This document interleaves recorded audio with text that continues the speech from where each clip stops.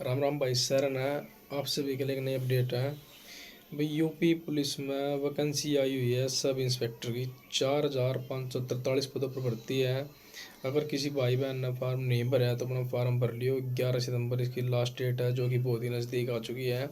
और इसकी जो लास्ट डेट से पहले फार्म भर लियो, क्योंकि लास्ट डेट में फिर वो साइट प्रॉब्लम हो जाती है। और इसकी जो क्वालिफिकेशन की बात करते हैं तो ग्रेजुएशन पास होना चाहिए, बीए बीकॉम बीएससी आपकी होनी चाहिए। तो भी फार्म भर लियो। धन्यवाद।